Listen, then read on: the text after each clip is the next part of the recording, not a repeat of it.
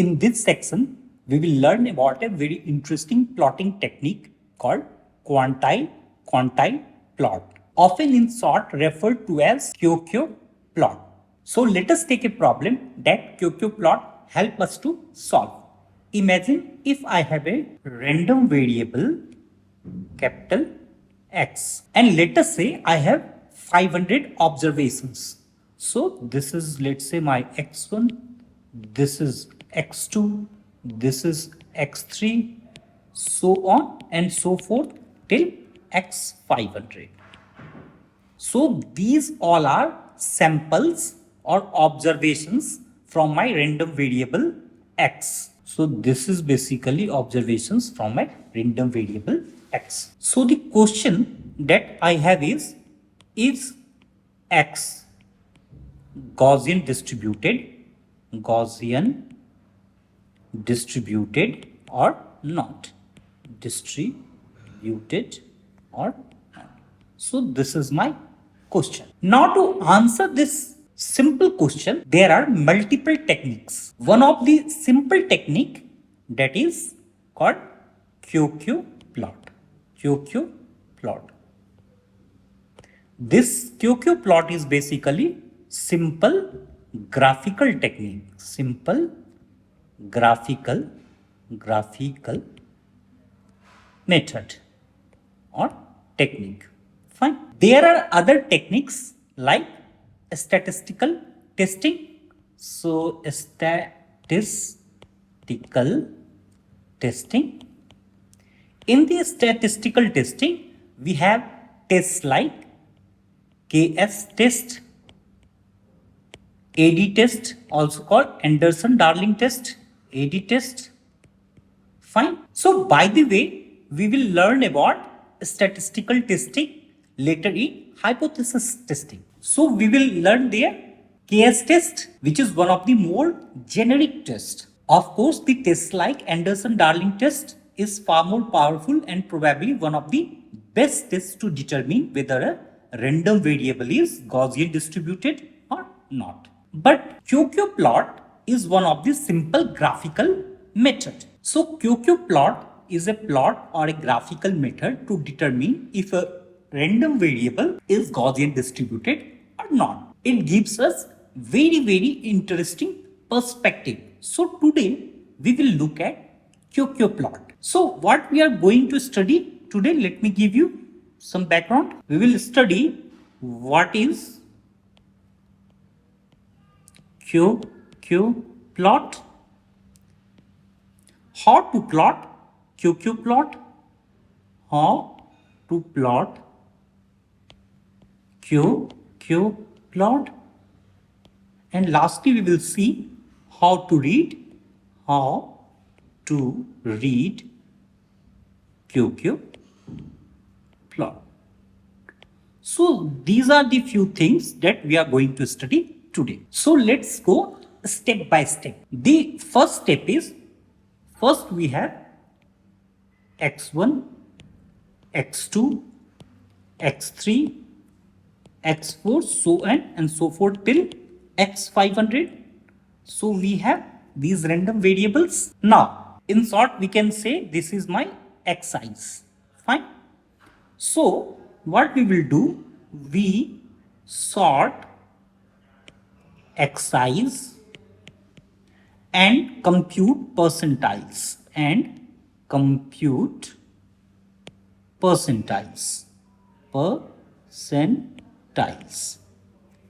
So the first step is sorting X size. So when we sort X size, we will sort this in ascending order, ASC. That means I'm going to sort this in ascending order. So when we sort X size, let's say we get X1 dash, X2 dash, X3 dash, so on and so forth till X500 dash. This is my sorted Xi. So after sorting, I will get X1 dash, X2 dash, X3 dash, so on and so forth till X500 dash, such that X1 dash is less than X2 dash, x2 dash is less than x3 dash, so on and so forth. Since this is sorting in ascending order, it means this will be my smallest value and this will be my largest value. Fine. Now, once you sort them, you can compute percentiles. So what you can do? You can compute percentiles after sorting. Percentiles. Fine. Since there are 500 values here, let's say the first percentile value will be at x5 dash. x5 dash. So this x5 dash is my first percentile value. This is the first percentile value of xi's. Fine. Similarly, I will compute the second percentile value, which is x10 dash. Similarly, I can compute the third percentile value, which is x15 dash. So on and so forth. I will compute. This will be my x500 dash will be my 100th percentile. This will be, this is the first percentile x5 dash. So this will be my second percentile. This will be my third percentile. So on and so forth. And this will be my 100th percentile. Got it? So let me represent each one of these percentile values as follows. So I am representing this, my first percentile value, as x superscript 1, second percentile value as x superscript 2, my third percentile value as x superscript 3, so on and so forth, and my 100th percentile value will be at x superscript 500. Here I am putting this in the superscript, not in the subscript, and I am putting it in bracket. So this will be my first percentile, this will be my second, this will be my third, and this will be my 100th percentile. This is just the notation. Now I will reuse this notation as we go forward. So the first step is sorting xi's and compute percentiles like this. This is very simple. We know how to compute percentiles. I have already discussed this before. So all this is very straightforward for us. Now the second step is to create a random variable y, which is n01.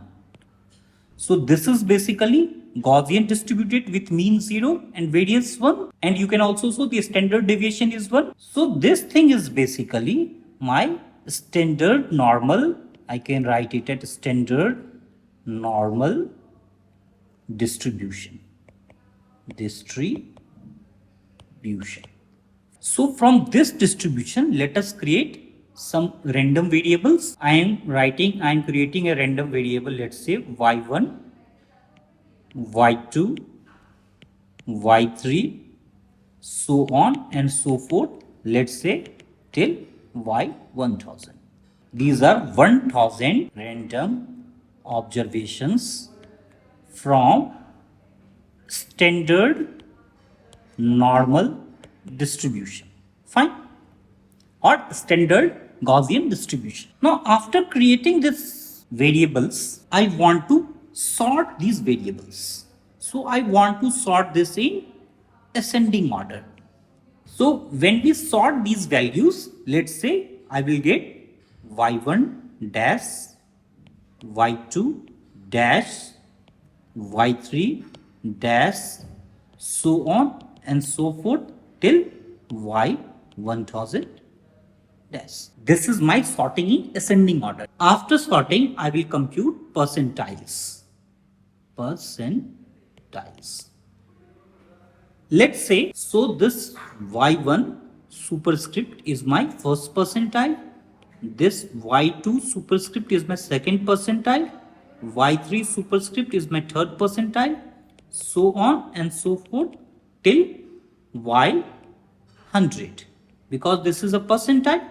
So this will be my 100th percentile. This is my first percentile and this is my 100th percentile. So remember, here in the second step, I am taking a random variable y which is n01, that is standard normal distribution. While in the first step I computed the percentiles of my random variable x which we want to determine is Gaussian or not. In the second step, we took standard normal distribution and we computed its percentiles. So the third step is plot QQ plot using x1, these two percentiles, x2 second percentile, x3 third percentile, so on and so forth till x 100th percentile. And this will be my y1 first percentile, y2 second percentile, y3 third percentile, so on and so forth till y 100th percentile. So I have these two percentile values. I will use these percentile values to plot the QQ plot. So let us see how to plot a QQ plot.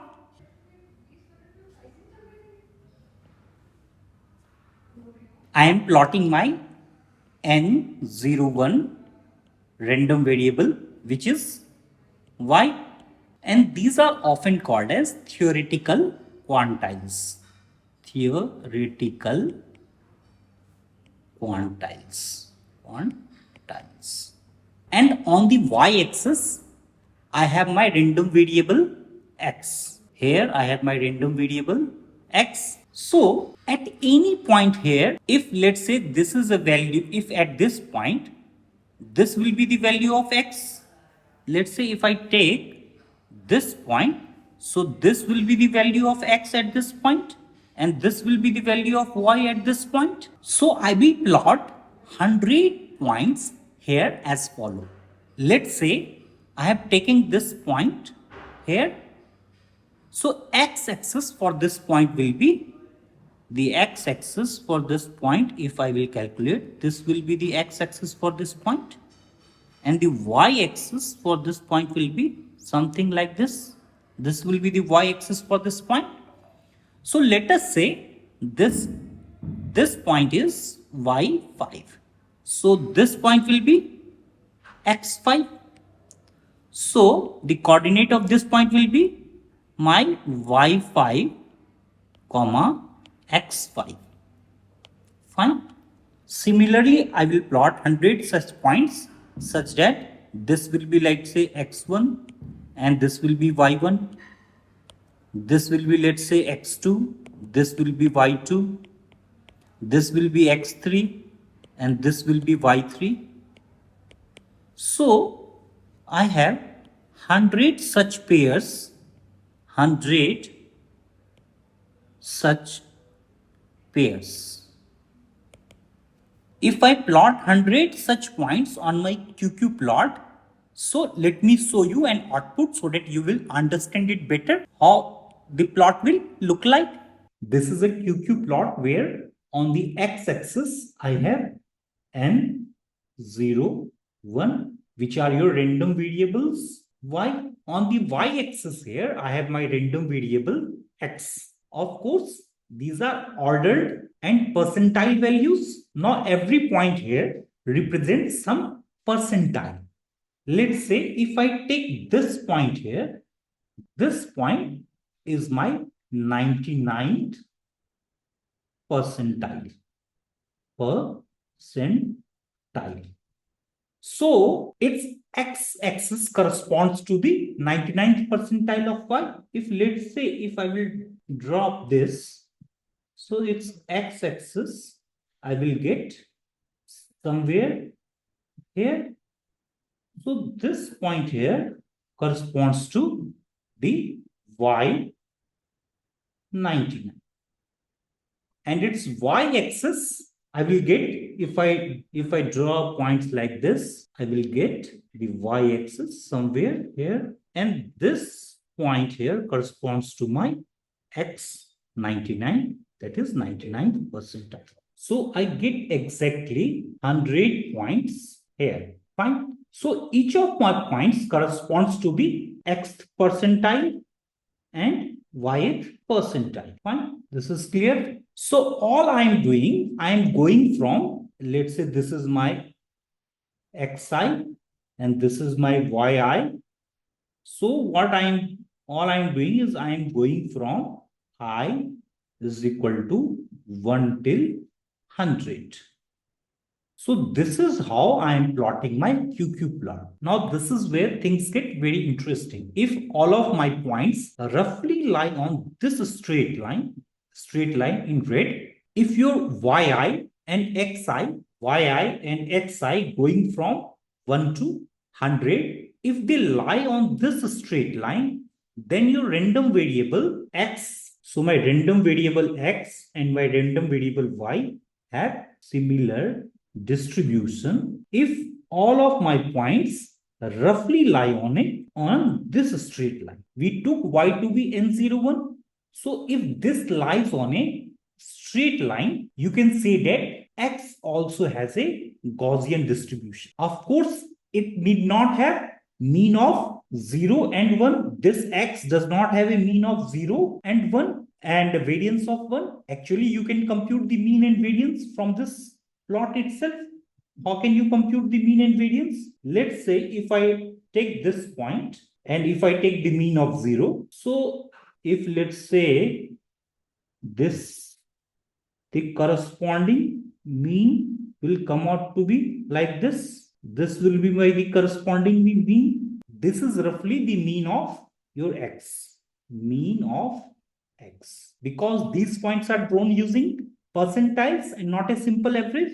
So if all these 100 points that we computed here, if they lie on a straight line, then your random variables x, which is on the y-axis here, and your random variable y, which is on the x-axis here, have similar distributions. What I mean to say, if this is, let's say, my y, this y, and if let's say this is my x, this x, and if my y is Gaussian distributed, then my x will also be a Gaussian distribution. If this y is uniform distribution, if this is a uniform distribution, then this x will also be a uniform distribution. If all the points lie roughly on this straight line, in that case I am talking about. If let's say if my y is a Pareto distribution, then my x will also be a Pareto distribution. So this is very important to understand. Oftentimes QQ plot are often used to understand whether a random variable is Gaussian distributed or not. In this case, if I talk, this x is also my Gaussian distributed. Let us go through simple code here so that it is easy for us to understand. Let's switch to Visual Studio Code for this. So I have switched to the Visual Studio Code. So the code here is very straightforward. I am importing NumPy as NP, PyLab, SciPy, statistics as stats. Here, this is how you generate a sample of random numbers from normal distribution. So the NumPy has a package called random, which has normal. Now, this is location. This location is nothing but this is basically mean. And this scale is nothing but standard deviation. The size here is equals to 1000. So what this says is generate random numbers or sample randomly from a Gaussian normal distribution with mean 0 and standard deviation 1 and generate 1000 such samples and put all of these 1000 values in this variable called standard underscore normal. So this is how you generate. This is, let me write it. This is how you generate random observations from Gaussian distribution. And NumPy just lets you do in a single line of code. This single line of code in NumPy, you can do it. Now you can easily get percentiles. So all I'm doing here is I want to print percentile. In this line of code here, what I'm doing, I'm running a loop between 0 and 100, right? I'm just saying print I, comma, I can compute percentile by np dot percentile. So I give inside this standard normal, whatever random values that I have calculated here in standard underscore normal, I am giving that. So I have just input the standard normal here, which has 1000 values. This has 1000 values I have calculated earlier. This has 1000 values. And I am saying, get me this I is like 0th percentile, 0th percentile, 1st percentile, 2nd percentile, 3rd percentile, so on and so forth till 100th percentile. That is what it is exactly doing. And that is how you generate random numbers from a normal distribution. Now let me run this code and see what I am getting. So I haven't even run it. So if I run this code, I am getting these values. Can you see? I am getting all my values, percentile values. That is, I am getting from 0 to 100th percentile value. I am getting here as my output. Now let me clear my board. Now let us take it to the next level. So what I am doing here, let's look at the other code. So let me just input the code here. Let's run this code, then I will explain you. Now let me explain you this code. Imagine if I have a variable measurements in which I am generating a random normal values or Gaussian values with mean 20 and standard deviation 5. This is my mean and this is my standard deviation. And imagine if I am creating 100 such samples. So measurements are basically 100 samples from and 20, 5, and there are 100 such samples. Now, how do you get the QQ plot? I told you the 3 steps in the statistics module of NumPy. There is something called probability plot. Here I can say that I want a QQ plot or a probability plot between my variables, which is measurements, and I want to compare it with normal. So dist is equal to normal says I want to compare it with standard normal variable. It says compare it with n0, 1. And for plotting, use this library called pylab. This library is used for plotting. And I'm just saying pylab.show. Simple, very, very simple here. Now that generates this plot for me. This is very, very simple. 2 line of code. So what is my x-axis here? My x-axis here is n0, 1. I generated the observations from mean 20, 5. So this is how it is on my y-axis. Now since both of them are coming from Gaussian family of distribution, since this x and this y is coming from the Gaussian family of distribution, of course their means and variance and standard deviation are different. But since both my random variables x and y here have same type of distribution,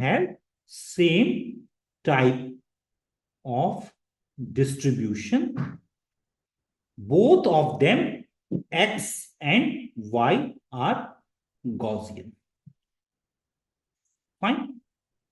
Because x and y are Gaussian, I will get all the points mostly lying on this particular line. Now you might ask, this point doesn't lie on a line. This point also is slightly away from this line. This point is also slightly away from this line. So we try to plot this red line, and this red line is supposed to be the best line that will go through most of the points. You might argue that these points are not there on the red line, like this point, or somewhat points here and there are not on this red line. I would argue that this is just because of the sample size. So this is just because of the sample size, because my sample size here is very small. Now let us do a simple hack here.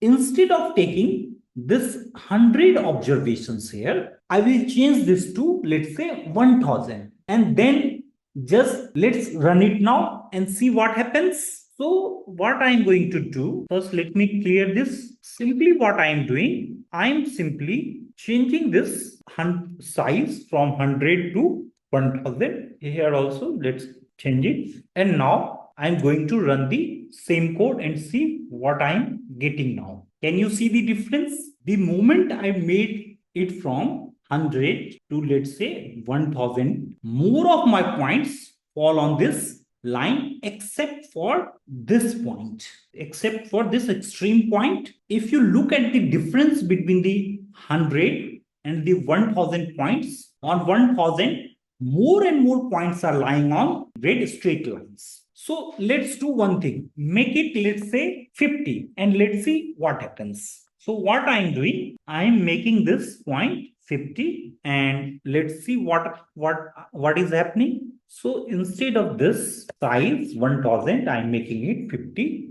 Let's also change this to 50. And now let's run this. Now can you see, when I have made it 50, there is more deviation here. The points are more deviating from the straight line. This is a probability plot between normal distribution and the normal distribution. So you can understand, as soon as my sample size is reducing, I can see more and more deviation. As my sample size is increasing, I can see very less deviation. So let's do one thing. I'm making this point 50 to be like 50,000 and see what happens. So let's make this 50,000 and let's run this code. Wow, this is something very great. Now the moment I made it 50,000, like as my sample size increases, more and more points start lying on this particular red line, and more points are closer and closer to this red line, So it is not a problem with the plot itself. So whenever you have a sample size which is small, QQ plot will not work. This is very important thing, will not work. When sample size is small, QQ plot will not work. This is a major limitation of QQ plot, you can say. So if number of samples or observations is small, it is hard to read and interpret QQ plot. This is a major limitation. Limitation of QQ plot. Let me give you a counter example here. This is where things will get very interesting for us. So in this case, I generated data from a normal distribution. Here, whatever example I have given you, we have generated a data from a normal distribution. Now I will change it and generate from a different distribution called uniform distribution. So let me provide you a code for this first. So in all the cases till now, I generated data from a normal distribution. Now I have changed it and generate it from a different distribution called uniform distribution.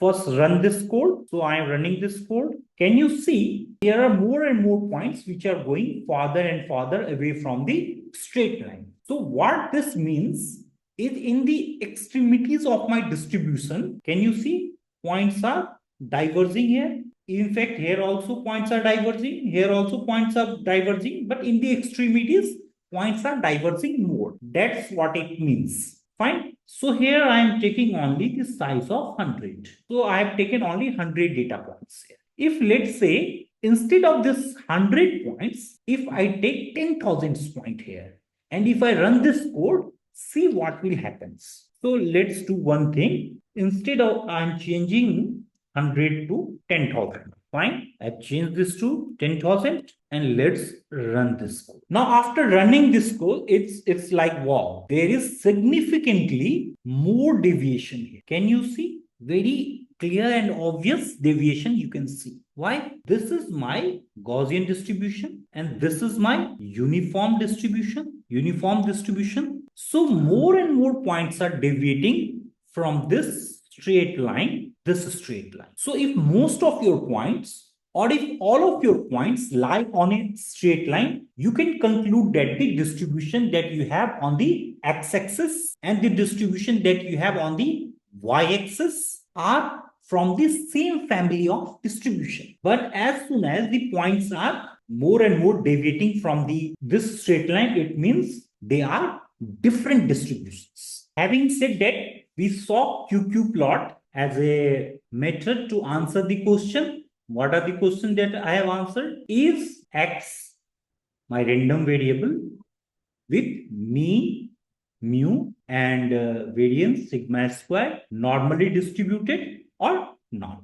Is it so? This is the question we try to answer here. But there is other related question. Let's say if you have a random variable X and Y, I can write it as does X and Y have same or similar distribution.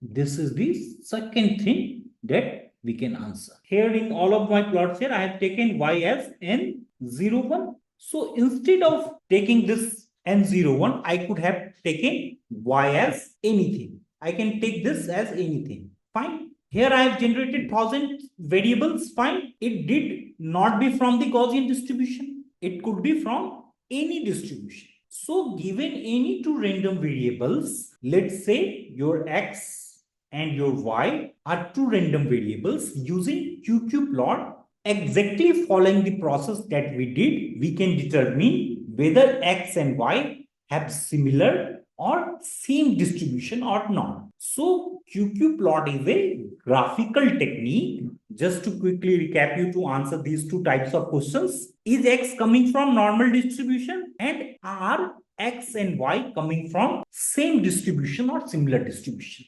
So these are the two interesting questions that QQ plot help us to answer. Fine. This is all for the QQ distribution. We will meet in the next session. Don't forget to put your comments and doubts in the session. Whatever things you don't like, whatever things you have liked. Is this session useful for you or not? That's all for the day. Keep learning, keep smiling. See you in the next session. Take care. Bye-bye.